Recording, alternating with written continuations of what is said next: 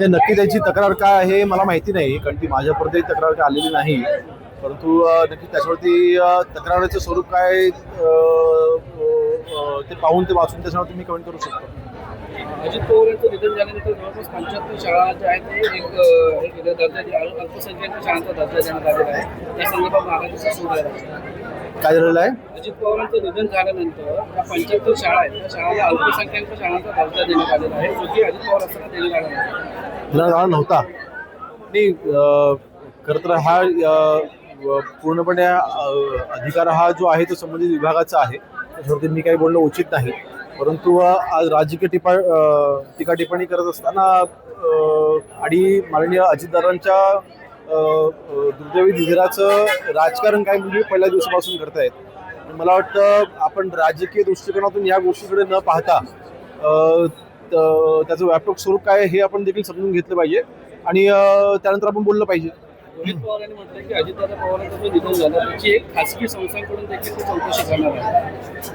नाही बघा, खरं तर अजूनपर्यंत इन्व्हेस्टिगेशन चालू आहे. ज्या ज्या शंका या उपस्थित करण्यात आलेल्या आहेत नक्कीच त्याचं निराकरण हे चौकशीचा अहवाल आल्याच्या नंतर होईल. आणि जी काही उत्तरं आहेत, जे काही प्रश्न निर्माण काही जणांच्या मनामध्ये आहेत, चौकशी तर पूर्ण होऊ द्या. आपण त्याच्या अगोदरच जी काही आपण एक इमेज आपण उभी करतोय, मला वाटतं ते चुकीचं आहे. एक इन्व्हेस्टिगेशन पूर्ण झाल्याच्या नंतर चित्र स्पष्ट होईल ना. पहलगाम हल्ल्यामध्ये जे दर्जावी कुटुंबियांचं जे नुकसान होतं किंवा त्यांचं मृत्युमुखी झालं होतं त्याला सरकारकडून एक आश्वासन देण्यात आलं होतं, मात्र त्याची कुठेही पूर्तता होत नाही, त्याची उपेक्षा होते. नाही, जर का तसं झालं असेल किंवा त्याची अंमलबजावणी झाली नसेल तर नक्कीच गरज पडल्यास मी स्वतः लक्ष घालेन आणि ही बाब संबंधित विभागाचे मंत्री महोदय आहेत त्यांच्याशी स्वतः संपर्क करून माननीय मुख्यमंत्री मोदयांशी करून त्यांच्याशी चर्चा करून तो विषय मार्गी लावू. मी याच्यावर बोललो होतो की मला वाटतं अशी वक्तव्य करत असताना त्यांनी खरं तर लाज वाटली पाहिजे. छत्रपती शिवाजी महाराजांची तुलना ही टिपू सुलतानची करणं म्हणजे महाराजांचा हा घोर अपमान आहे. त्यांनी माफीनामा हा दिलाच पाहिजे. आपण एका राज्याचे एका राष्ट्रीय पक्षाचे आपण अध्यक्ष आहात, अशा वेळेला आपल्याकडनं असं वक्तव्य येणं आणि ते म्हणून फक्त काही ठराविक लोकांना खुश करण्यासाठी आपण ज्या पातळीवरती जात आहे हे खरोखर दुर्दैवी आहे.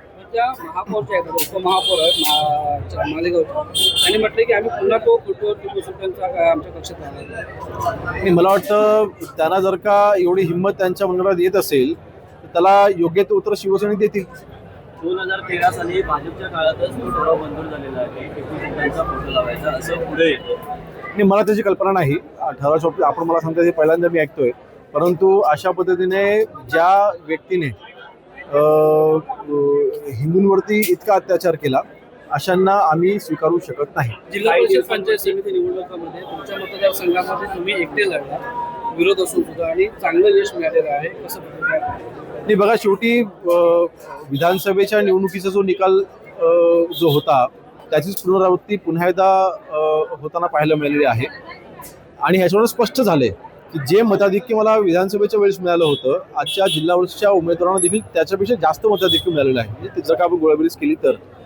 आणि म्हणून जे माझं म्हणणं होतं जे माझं म्हणणं मी वरिष्ठांपर्यंत पोहोचवलेलं होतं की कोणी विधानसभेच्या निवडणुकीमध्ये महायुतीचं काम केलं नव्हतं सोबत असून देखील याची नावं देखील मी दिली होती.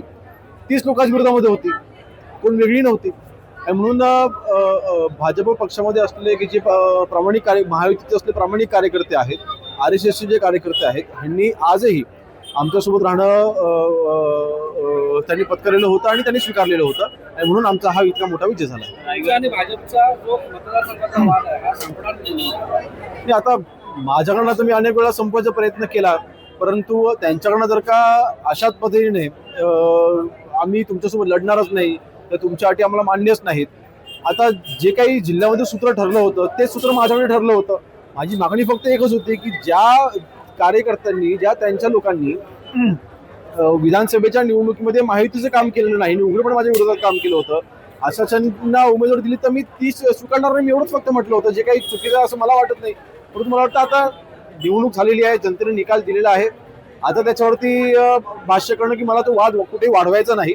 आता जनतेने कौल दिलेला आहे, शिवसेनेला कौल दिलेला आहे आणि जे काही आमचे उमेदवार निवडून आलेले आहेत त्यांना आता जनतेच्या कामाला लागा असे मी आदेश दिलेले आहेत. जिल्हा परिषद अध्यक्षपदाचा विषय चर्चेत आहे, काय सांगाल? नाही, हा निर्णय आमचे जिल्ह्याचे पालकमंत्री उदय सामंत साहेब असतील, आमचे वरिष्ठ नेते सन्मान्य रामदास भाई असतील, आमच्या जिल्ह्याचे अन्यही जे आमचे नेते आहेत त्या सगळ्या नेते मंडळी चर्चा विनिमय करून आम्ही एकत्रपणे हा निर्णय घेऊ. दादा, रायगड किल्ल्यावरती अनेक वर्ष शिवजयंती साजरी होते, मात्र अंबादास दानवेंनी तिथे गेलेले आहेत. ते अजूनही त्यांनी वक्तव्य असं केलेलं आहे की रायगड किल्ला अजूनही अंधारात आहे. नाही, खरं तर तुमचे स्वतःचे नेते 2.5 वर्ष मुख्यमंत्री होते. त्या मुख्यमंत्रीपदाच्या 2.5 वर्षाच्या कारकिर्दीमध्ये आपण रायगडसाठी काय केलं ह्याचं फक्त एखाद्या वाक्यामध्ये तुम्ही आम्हाला उत्तर द्यावं, काही अडचण नाही. तुम्ही रायगडाकरता तुम्ही मुख्यमंत्री असताना काय केलं.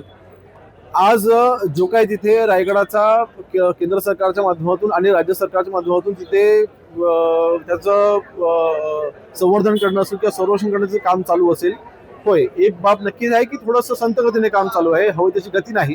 परंतु आज जो काही प्रोजेक्ट आपण हातामध्ये घेतला आहे त्याचं काम तिथे चालू आहे. हे योगदान आमचं आहे, तुमचं काय हे त्यांनी उत्तर द्यावं. धन्यवाद.